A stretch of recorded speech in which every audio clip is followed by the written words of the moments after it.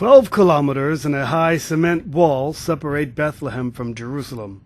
But sports transcends boundaries, and competitors from Israel, the Palestinian Authority, and Italy run in a mini-marathon between the two biblical cities. It has a lofty objective. We want there to be peace among the nations, between Palestinians and Israelis, and it's very good. There's a peaceful side to sporting events. This Bethlehem Jerusalem peace run began 7 years ago. Once, Israelis were not allowed into the Palestinian areas due to security concerns, but this year saw progress.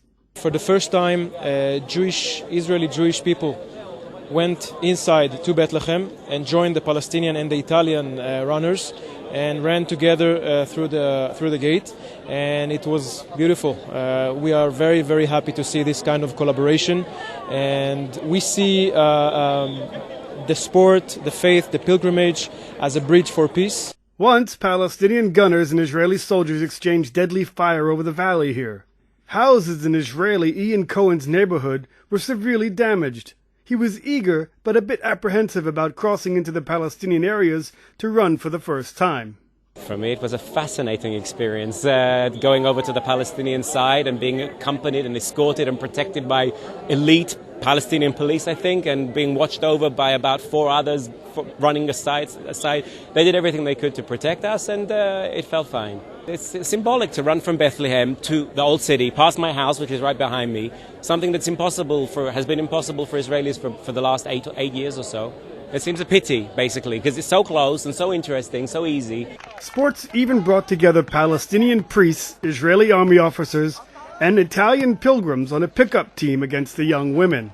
It's very nice to see the Palestinian and Israelis together.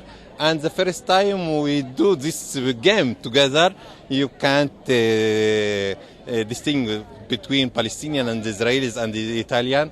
And you see how the people are happy.